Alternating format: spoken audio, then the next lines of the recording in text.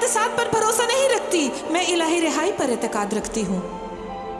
میں نے ایک متقی مسلمان گھرانے میں جنم لیا اور خدا کے پاس میرے لیے منصوبے تھے، شاندار منصوبے۔ میں موت کے دہانے پر تھی، میں خودکشی کرنے کا سوچ رہی تھی۔ یسوع نے خود کو مجھ پر ظاہر کیا اور اس نے مجھے نئی زندگی عطا کی۔ اگر آپ میرے ساتھ دعا کریں اور میرے ساتھ اعتقاد رکھیں تو خدا آپ کو نئی زندگی بخشے گا۔ یسوع ایک حقیقت ہے، وہ زندگی کو تبدیل کرتا ہے، وہ تقدیر کو بدل دیتا ہے، وہ قوم کو تبدیل کرتا ہے اور اس کی قوم سارے جہاں کو بدل سکتی ہے۔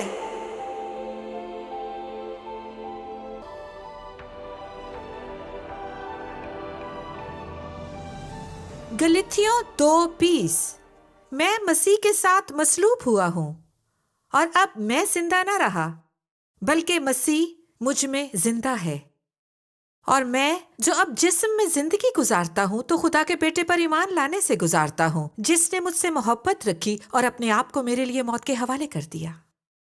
پولوس فرماتا ہے کہ میں مسیح کے ساتھ مصلوب ہوا ہوں اور اب میں زندہ نہ رہا بلکہ مسیح مجھ میں زندہ ہے۔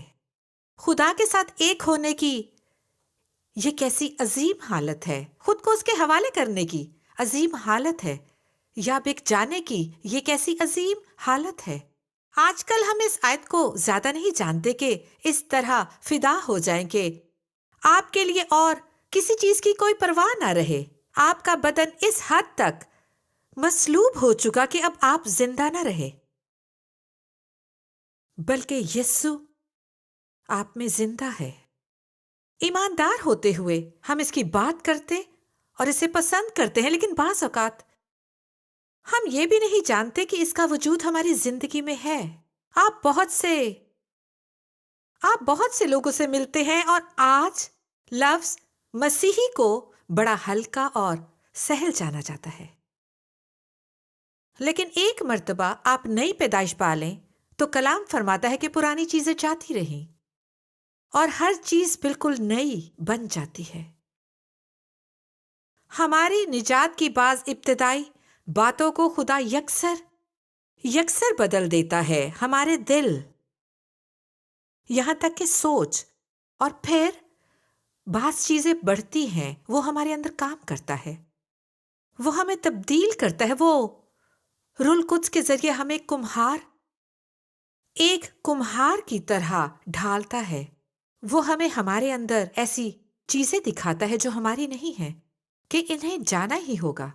پھر ایسے لوگوں کو دیکھتے ہیں جو 10 سال، 15 سال، 20 سال، 30 سال سے مسیحی زندگی گزارتے ہوئے اب بھی انہی چیزوں کے خلاف جدوجہد کرتے ہیں، اور آپ سوچتے ہیں ان تمام 30-40 برسوں میں کیا ہوا، کیا وقوع میں آیا؟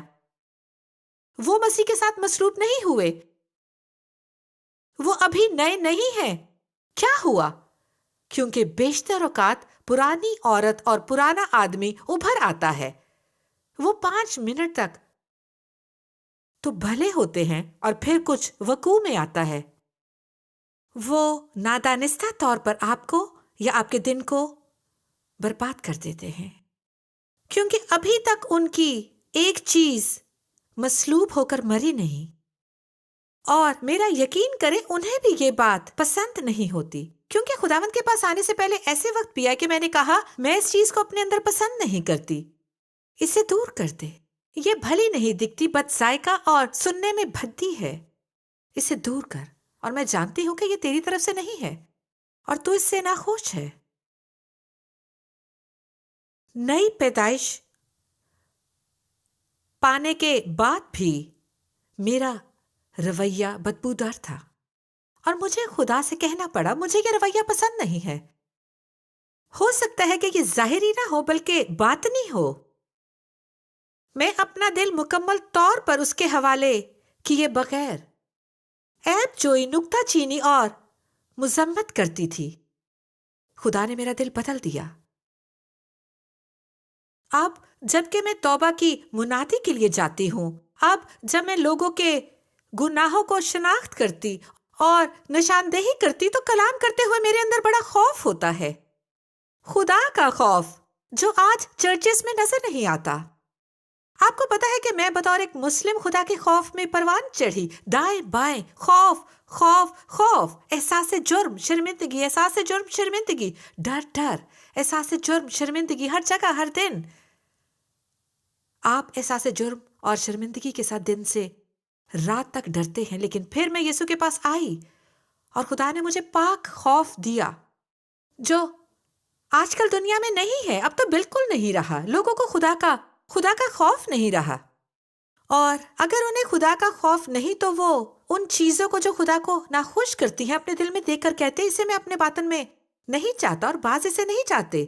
لیکن وہ بدن کو مصلوب کرنا نہیں چاہتے کیونکہ یہ تکلیف دہ ہوتا ہے. بدن کو مصلوب کرنا زخمی کرتا ہے. خودی کا انکار، اپنی پسند، اپنے فائدے، اپنے خواب اور اپنے لطف بالائے طاق رکھ کر کہنا خداوند تجھے پتا ہے کیا، تجھے یہ نہیں چاہیے اور میں تیرے پاک روح کو رنجیدہ کرنے پر اس بدن کو تکلیف دینے کو ترجیح دوں گا. آج کل آپ لوگوں کو یہ کہتے نہیں سنتے کہ میں یسوع کی مانند بننا پسند کروں گا. یسوع نے فرمایا کہ لومڑیوں کے بھٹ ہوتے ہیں اور ہوا کے پرندوں کے گھونسلے، مگر ابن آدم کے پاس سر دھرنے کو جگہ نہیں ہے. اور بعض اوقات آپ لوگوں کو یہ کہتے ہوئے سنتے ہیں یسوع گدھے پر سوار تھا، یہ اس وقت کی کیڈلک ہے. اور یہ کیسی احمقانہ رتی اور فضول بات ہے. گدھا ہی ہے. میرا تعلق مشرق وسطی سے ہے. مشرق وسطی میں ہمارے پاس گدھے ہوتے ہیں. اگر آپ کے پاس رتھ ہو، آپ کے پاس عالیشاں گھوڑوں والی رتھ ہے جسے 4 یا 5 گھوڑے کھینچتے ہوں، تو وہ آپ کی کیڈلک ہو سکتی ہے، نہ کہ گدھا. اس نے ایک سادہ زندگی بسر کی. مقدس متی 4 باب میں آپ پڑھ سکتے ہیں کہ وہ بیابان میں تھا اور اس نے اپنی خواہشات کو مصلوب کیا. جب بھی آزمائش آئی اس نے اپنی خودی کا انکار کیا. پھر جب وہ میرے اور آپ کے لیے اپنی صلیب کا سامنا کرنے گیا تو اس نے اپنی خودی کا انکار کیا اور اسے کہنا پڑا میری نہیں بلکہ تیری مرضی پوری ہو. اسے گتسمنی میں جا کر اپنے بدن کو مصلوب کرنا پڑا. صلیب پر جانے سے پہلے وہ اپنی ذات میں مر چکا تھا. ایک بار مرنے کے بعد آپ کو کچھ بھی پریشان نہیں کرتا، لیکن آپ کا تیار ہونا لازم ہے. یہ آپ کی اپنی مرضی ہے کہ جسم میں مصلوب ہو. یہ آپ کی مرضی ہے. یہ میری مرضی ہے کہ میں کہوں آپ کو پتا ہے کیا کہ میں اس میں سے گزروں گی. میں مقدس یعقوب کی طرح خدا سے کشتی کروں گی اور وہ ایک قوم بنا. میں یہ کروں گی، میرے لیے یہ ٹھیک ہے، میں اس میں سے گزروں گی، یہ بھلا ہے. میں مصیبت برداشت کروں گی چاہے کچھ بھی ہو جائے. یہی وجہ ہے کہ اس وقت میری دعائیا ساتھی، میری بہترین دوست اور میں امریکہ کی بیداری کے لیے دعا کر رہی ہیں. اور ہم خداوند سے کہتی ہیں چاہے کچھ بھی ہو، کوئی بھی قیمت ادا کرنی ہو، اور ہم جانتے ہیں کہ یہ انتہائی سنجیدہ اور خطرناک دعا ہے. ہم امریکہ میں بیداری دیکھنا چاہتے ہیں کیونکہ اس سے پہلے کبھی امریکن چرچز میں اتنی ٹیکنالوجی نہ تھی، نہ ہی اتنا مواد اور نہ پیسہ تھا. اور ریون ہل کہتا ہے کہ نہ ہی چرچز کمزور تھے، کبھی نہیں. لیکن اب وقت ہے کہ کوئی کہے آپ کو پتا ہے کیا، آپ اپنی ہستی میں قیمت چکاتے ہیں کیونکہ خدا نے مجھ میں اور اس میں سے بدی کو نکالا. پہلے تو ہمیں اپنے گناہوں سے خود توبہ کرنی پڑی تاکہ ہم خدا سے بیداری لانے کا کہہ سکیں. لیکن اس کی قیمت ہوتی، اس پر قیمت چسپا ہے، اور اس کا آغاز روزانہ مصلوب کرنے سے ہے. یہ تکلیف دہ تو ہے لیکن اس کے لائق ہے. گلتیوں 5 میں مقدس پولوس ہمیں بتاتا ہے کہ روح اور بدن ایک دوسرے کے خلاف اور جنگ میں ہے. آپ میں 2 شخصیات ہیں اور ہم میں سے ہر کسی میں 2 لوگ ہیں. بعض اوقات آپ لوگوں کو دیکھ کر کہتے ہیں اس شخص کی ضرور جدا شخصیت ہے، اور یہ درست ہے کہ ہم سب میں ایسے ہیں، ہم سب میں پطرس ہے، ہم سب میں پطرس ہے، ہم سب میں، لیکن ہم نے اس لیے چنا کیونکہ آزاد مرضی رکھتے ہیں۔ ہم نے چنا کہ کس کے سامنے جھکیں گے، کس کی تابعداری کریں گے۔ ہر مرتبہ جب آپ انتخاب کرتے ہیں کہ روح القدس رنجیدہ کریں گے یا آپ اپنے آسمانی باپ کے چہرے پر مسکراہٹ لائیں گے، ہر روز آپ کا یہ فیصلہ اس کے لیے اہم ہے، آپ کے دل کی تحریک اس کے لیے اہم ہے۔ کیا آپ مسیح کے ساتھ مصلوب ہوئے ہیں یا اب بھی روزانہ پریشانی اٹھاتے ہیں؟ آپ کو پتا ہے کہ لوگ روح القدس کے بپتسمے کی بہت باتیں کرتے ہیں، اور میں چاہتی ہوں کہ آپ جانیں کہ میرا تعلق ایک مسلم گھرانے سے تھا، بس میں اب بھی بہت کچھ سیکھ رہی ہوں، اور خدا نے مجھے غیر زبانوں کا تحفہ دیا۔ لیکن میں نے چرچز میں دیکھا ہے، کیا آپ غیر زبانوں میں بات کرتے ہیں؟ کیا آپ غیر زبان بولتے ہیں؟ کیا آپ یہ کرتے ہیں؟ ہر کسی کے پاس کسی کی معموری ناپنے کا ایک روحانی تھرمامیٹر ہے کہ کون معمور ہے اور کون نہیں۔ خدا ان پر رحم کرے۔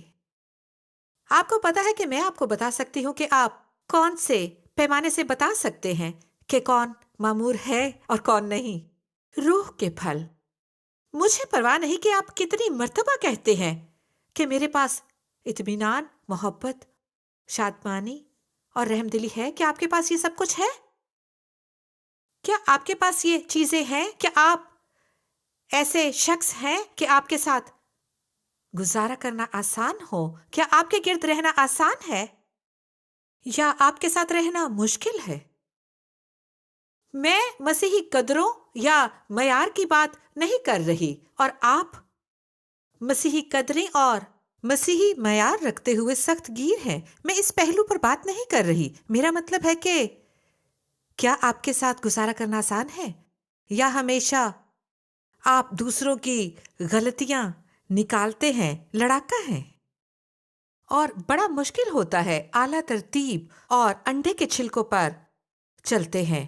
لوگوں کو ڈر ہوتا ہے کہ اگر انہوں نے آپ کو پریشان کیا تو آپ پھٹ پڑیں گے۔ اگر آپ ایسے ہیں تو کس کو پرواہ ہے کہ آپ کتنی غیر زبانیں بولتے ہیں؟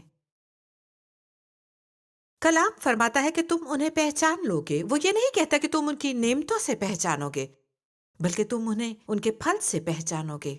تم انہیں جان لو گے، تم انہیں جان لو گے۔ میرے لیے یہی ثبوت ہے کہ آپ میں کتنا روح القدس ہے۔ اس کا ثبوت یہ ہے کہ آپ میں کتنا روح القدس کا بپتسمہ ہے، لیکن ہم اسے بھول جاتے ہیں۔ لیکن مقدس پولس فرماتا ہے کہ بچوں کی مانند نہ بنو، اور ہم بچوں کی طرح ایک دوسرے کی ایب جوئی کرتے اور انگلیاں اٹھاتے ہیں۔ تمہارے پاس ہے اور تمہارے پاس نہیں ہے۔ کیا حماقت ہے جس پر ہمارا دھیان ہے، لیکن ہم سب کو کشتی کرنا پڑتی ہے۔ ہمارے اندر ہر روز روح اور جسم کی کشتی کا مقابلہ ہوتا ہے، ہر روز روح اور جسم کا۔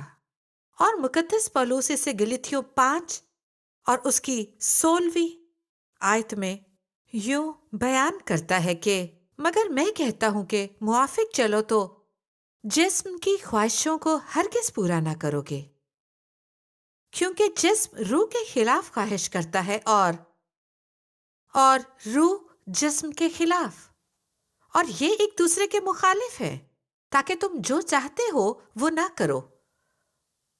اور اگر تم روح کے ہدایت سے چلتے ہو تو شریعت کے ماتحت نہیں رہے۔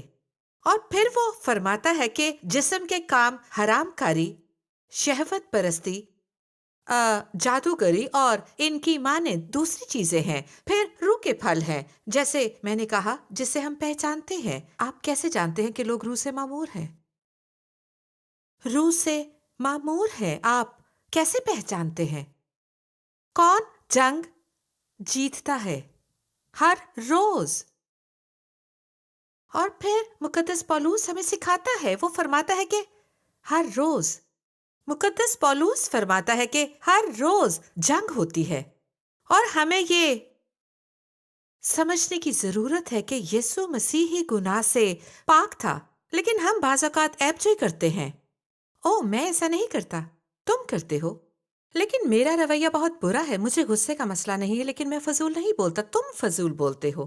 اور وہ ایک دوسرے پر انگلیاں اٹھاتے ہیں اور وہ کہتے ہیں نہیں تمہیں غصے کا مسئلہ ہے، لیکن وہ فضول بولتے ہیں۔ بس ہمارے گناہ ایک دوسرے سے مختلف ہیں، ہماری آزمائشیں مختلف ہوتی ہیں، اور آپ کو پتا ہے کہ شیطان ہماری کمزوری کو جانتا ہے، اور بعض اوقات جسم کو مسلوب کرنے کا مطلب ایسی ملاقاتوں پر نہ جانا، عورتوں اور لڑکیوں سے نہ ملنا ہوتا ہے جہاں آپ کو پتا ہے کہ مل کر فضول باتیں کی جائیں گی۔ آپ کو اپنی جنگ میں مدد پانے کے لیے اپنا ماحول صاف رکھنا ہوتا ہے۔ خدا کے تمام ہتھیار باندھ لو اور جو کچھ ممکن ہو وہ آپ اپنے ماحول کو صاف کرنے کے لیے کریں، اپنی مدد کریں، کیونکہ آپ خدا کو اپنا جنون دکھا رہے ہوتے ہیں، کیونکہ بالآخر روح القدس ہی آپ کو تبدیل کرنے والا ہے۔ لیکن آپ کو پتا ہے کہ ہمیں ڈھونڈنے کی بلاہٹ ملی ہے، ہمیں یہ بلاہٹ ملی ہے کہ میں بدلنا چاہتا ہوں۔ مسلسل کہتے رہے میں بدلنا چاہتا ہوں، میں 5 سال بعد بھی وہی شخص رہنا نہیں چاہتا۔ کسی ایماندار سے ملنے کے بعد میں نے خدا سے کہا وہ 60 کی دہائی میں ہوگی، اور میں نے کہا اس عورت کو چرچ میں 45 سال ہونے کو آئے ہیں، وہ آج بھی وہی جدوجہد کر رہی ہے جو اسے 45 سال پہلے درپیش تھی۔ میں نے کہا خداوند میں اگلے سال یہ شخصیت نہیں رہنا چاہتی، میں اگلے دن ایسا نہیں رہنا چاہتی، یہاں تک کہ میں خدا سے دعا کرتی رہی کہ تو نے پانی کو میں بنایا ہے، بس تو فرما کر بالکل تبدیل کرتا ہے، مکمل اس کی خوبیاں، اس کا نام، ہر چیز اور ڈی این اے تبدیل ہوتا ہے۔ تو نے مقدس پولوس سے بھی ایسا ہی کیا، میں چاہتی ہوں کہ میرے ساتھ بھی ایسا ہی کر، مجھے ایسا بنا جو تجھے خوش کرے، اور میں اپنا جسم مسلوب کرنے کو تیار ہوں۔ اور جب آپ اس کے پاس آتے ہیں تو یہاں فضل ہوتا ہے۔ آپ کو پتا ہے کہ ہم دوسروں پر فضل نہیں کرتے، کیونکہ جب آپ فضل نہیں دکھاتے تو خود کو کامل سمجھتے ہیں، آپ بڑے کامل ہیں، لیکن اگر آپ کے اندر خوف خدا ہو تو آپ زیادہ رحم کرتے ہیں۔ مجھے ایک مناد یاد ہے، آرتھر برڈ، ذرا گوگل پر اسے دیکھیں، آرتھر برڈ، انکل آرتھر، ان کا انتقال تقریباً 100 سال کی عمر میں ہوا۔ انہوں نے کہا ایک دن کوئی شخص چرچ کی طرف آ رہا تھا اور وہ اس کے پاس آیا، اور جب وہ آ رہا تھا تو انہوں نے اپنے دل میں کہا دیکھو سگریٹ پینے والا ہے، اسموکر میری طرف آ رہا ہے۔ انہوں نے اپنے دل میں یوں کہا، اور اسی لمحے خداوند نے انہیں ڈانٹا اور فرمایا تم بھی ایک اسموکر ہوا کرتے تھے۔ انہوں نے خداوند سے کہا اے خداوند کیسے؟ میں تو سگریٹ نہیں پیتا، میں نے زندگی میں ایک بھی سگریٹ نہیں پی، تم مجھے کیوں اسموکر کہہ رہے ہو؟ اس نے کہا تم میرے فضل کی بدولت سگریٹ نہیں پی رہے، میرے فضل سے تم اسموکر نہیں ہو، لیکن اگر تم پر میرا فضل نہ ہو تو تم بھی ایک اسموکر بنو۔ ہم سب لنگڑے ہیں، ہم سب اندھے ہیں، ہم سب بہرے ہیں، گونگے ہیں، ہم سب معذور ہیں تاکہ خدا کے ہاتھوں کو استعمال کریں، اور ہم اس کی مافوق الفطرت قوت اور اس کے جلال کے لیے تبدیل ہو سکتے ہیں۔ لیکن ہم میں سے بعض لوگ نہیں جانتے، اور خدا ہمیں بار بار حکم دیتا ہے کہ جسم کو مسلوب کریں۔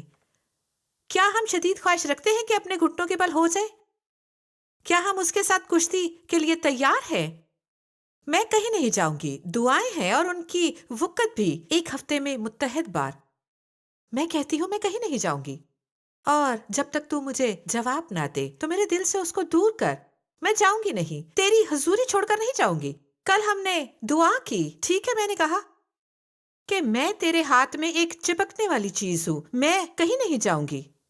میں نے اصرار کیا کہ مجھے چاہیے، مجھے درکار ہے، مجھے علم ہے کہ یہ تیری مرضی ہے، کیونکہ یہ بڑا اہم ہے کہ ہم اس کی مرضی کے مطابق دعا کریں، تو آپ کی دعائیں تک بدل جاتی ہیں۔ کیا آپ نے کبھی سوچا ہے کہ آپ کی دعائیں خدا کو رنجیدہ کر سکتی ہیں؟ خود غرضانہ دعائیں، مادی دعائیں، اس سے مانگنے میں برائی نہیں، لیکن میں لالچی دعا کی بات کر رہی ہوں۔ اور جب آپ خود کو مسلوب کرتے ہیں تو آپ کی دعائیں بھی بدل جاتی ہیں۔ پولوس فرماتا ہے کہ میں प्यासा था और भूखा था, वो कैदी था, जहाज की तबाही हुई। लेकिन फिर भी मेरे दिल में कलीसिया की फिक्रें थी। उसको सिर्फ खाने ही की फिक्र न थी, और ना ही कपड़ों की, ना कोड़े खाने की, ना पीटे जाने की, ना मज़हका उड़ाए जाने की, लेकिन उसकी सारी फिक्र कलीसिया के भाइयों की थी। ये है वो आदमी, वो एक मुर्दा शख्स है। उस आदमी ने खुद को मसलूब किया है। ये आदमी बिक चुका है। ये वो शख्स है जिसे अपने खाने की फिक्र नहीं रही कि वो क्या खाएगा। उसे फिक्र नहीं कि अगर उसके पास कल के बचे टुकड़े हों, वो ये नहीं कहता कि ये तो मैंने कल खाया था, आज उसको खाने का दिल नहीं, ये तो मैं 3 दिनों से खा रहा हूं, अब मैं ये नहीं खाऊंगा। ऐसा कोई मुर्दा इंसान नहीं होता। उसे तो जिंदगी की फिक्र नहीं होती। वो कहता है मरना मेरे लिए नफा है, क्योंकि खुदावंद के साथ रहने की जगह से बेहतर और कोई जगह नहीं, इससे बेहतर और कोई जगह नहीं, यानी मसीह में रहना। बस अगर मैं जिंदा रही तो मैं किसी चीज के मुतालिक नहीं सोचूंगी कि मैं क्या पहनूंगी, क्या पीऊंगी और कहाँ रहूंगी, मैं क्या करूंगी, मैं खुद को महसूस करूंगी। नहीं, मेरी जिंदगी, मेरे जहन, मेरे दिल पर यीशु मसीह बादशाही के काम, उसके लिए मेरी खिदमत करने की सोच का कब्जा है, बाकी कुछ अहम नहीं। आपको पता है ये हालत क्या है? ये अपनी हस्ती में मरने की हालत है। और मैं जानती हूँ कि आप में से बास लोग बड़ी चीजें चाहते हैं। आप यीशु मसीह के लिए बड़े काम करना चाहते हैं। कुछ लोग हैं जो आज ये पैगाम सुन रहे हैं। आप खुदा की बादशाही के लिए हैरत अंगेज काम करना चाहते हैं। आप बेदारी चाहते हैं। आप दुनिया को तब्दील करना चाहते हैं, और आप चाहते हैं कि दूसरे लोगों की जिंदगी में बदलाव लेकर आए। आप गरीबों का पेट भरना और जिनसी गुलामी का खात्मा चाहते हैं। ऐसे लोग हैं जो इस पैगाम को सुन रहे हैं, जो हैरत अंगेज काम करना चाहते हैं। और मैं कहती हूँ कि मुर्दा शख्स से सीखें, जो मरने से पहले अपनी हस्ती में मर गया। इससे पहले कि कोई इसे अजर के मुतालिक बताए, वो पहले ही खुदी में मर गया। जी हाँ, खुदी में मर गया। उसी से सीखें, खुदी को मसलूब करें। हो सकता है कि इस पैगाम को सुनते आप सोच रहे हो कि मैं क्या कर सकता हूं। हो सकता है खुदा आपको अपनी जिंदगी में एक चीज तर्क करने का कह रहा हो। वो क्या हो सकती है? खुराक, शॉपिंग, पहनावा, वो क्या हो सकती है? हो सकता है शरीके हयात, दूसरों को खुश करना। वो क्या है? शादी को तर्क नहीं कर रहे, लेकिन वो क्या है? और फिर दुश्मन हमारी मुसीबत में आकर कान भरता है कि ओ, तुम कोई दरवाजे की चटाई नहीं, तुम्हें ये बदसलूकी बर्दाश्त करनी नहीं चाहिए। लेकिन अगर आप रूल कुद्स की आवाज पहचानते हैं, तो जानते हैं कि खुदावन की आवाज कौन सी है और दुश्मन की तरफ से कौन सी है। मुकद्दस मत्ती 7:13, तंग दरवाजे से दाखिल हो, क्योंकि वो दरवाजा चौड़ा है और वो रास्ता कुशादा है जो हलाकत को पहुंचाता है, और उससे दाखिल होने वाले बहुत हैं।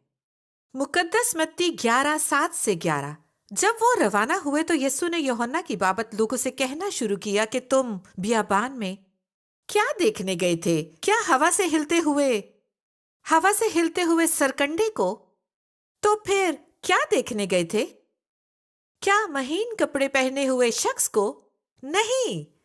देखो, जो महीन कपड़े पहनते हैं वो बादशाहों के घरों में होते हैं। तो फिर क्यों गए थे? नबी को देखने? हाँ, मैं तुमसे कहता हूं, बल्कि नबी से बड़े को। मैं तुमसे सच कहता हूं कि जो औरतों से पैदा हुए हैं, उनमें यूहन्ना बपतिस्मा देने वाले से बड़ा कोई नहीं हुआ। लेकिन जो आसमान की बादशाही में छोटा है, वो उससे बड़ा है। और बाज़ औक़ात हम उसका गलत हवाला देते हैं और दुरुस्त समझ नहीं रखते। जो कोई उससे छोटा है, उससे बढ़कर देता है, खुद को मसलूब करता है, और वही उससे बड़ा है। और कौन हो सकता है? वही तही दस्त होते हुए बियाबान में खुदा की खिदमत कर रहा था, तौबा और खुदा की बादशाही की नजदीकी की मुनादी कर रहा था, और फिर क्या हुआ? उसका सर काट डाला गया।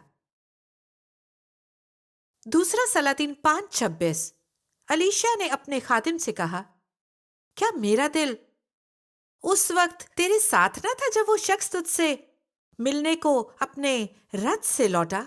क्या रुपए लेने और पोशाक और जैतून के बागों और ताकिस्तानों और भेड़ों और बैलों और गुलामों और लौंडियों के लेने का ये वक्त है? अलीशा ने पैसे वसूल करने से इनकार कर दिया जिसे उसने शिफा दी थी। उसने बदले में उससे कुछ ना मांगा। और आपको पता है कि क्या हुआ? नुमान का कोढ़ अलीशा के नौकर जेहाजी और उसकी नस्ल को लग गया। क्या ये कलाम आपके लिए है? क्या ये पैसों की मुनादी का वक्त है? क्या ये माल जमा करने का वक्त है? क्या ये वो वक्त है? नहीं, ये वक्त खुदा की खिदमत करने का है। ये जिस्म को मसलूब करने का वक्त है। ये डर कांप कर दुआ करने का वक्त है। ये खुदा से कुश्ती करने का वक्त है। ये अपनी कोठरी में जाने का वक्त है। ये अपनी जमीन पर तकलीफ और मकारी को खत्म करने का वक्त है। ये वक्त सच्चाई पर डट जाने का है। ये वक्त है कि हम खुद को, अपनी सोच के अंदाज को और आदात को तर्क करें, यहां तक कि अपने तखय्युल के तराशे खुदा को छोड़े जो शायद बाइबल के खुदा से मुख्तलिफ है। आप बुत बनाते और फिर उस पर ईमान रखते हैं। ओ वो ये है, ओ वो है, अगर मैं ये खरीद लूं तो वो इसे बरकत देगा। जी, जैसे वो आपका खादिम है। वो कादर मुतलक खुदा है। उसके शायाना शान सलूक करें और उसकी राहें आपकी राहों से बुलंद हैं और उसकी सोचें आपकी सोच से बुलंद है। जिस तरह आसमान जमीन से बुलंद है, उसकी राहें हमसे बुलंद हैं। और आज मेरे दोस्तों, आप खुदा की खिदमत करना चाहते हैं, अपने कदमों पर खड़े हो जाएं, अपने पांव पर खड़े हो जाएं और कहें, आपको पता है क्या, मैं कीमत चुकाऊंगा, मैं जिस्म मसलूब करूंगा, मैं अपनी राहें तब्दील करूंगा। मुझ में कुवत नहीं, लेकिन उसमें कुवत है। और जब तक मैं उसे तलाश ना कर लूं, मेरी शिद्दत बढ़ेगी। मैं अपने घुटने टेकूंगा, कुछ भी हो जाए। मैं अपने बदन को मसलूब करूंगा, हस्ती में मर जाऊंगा कि अपने खुदा की खिदमत करूं।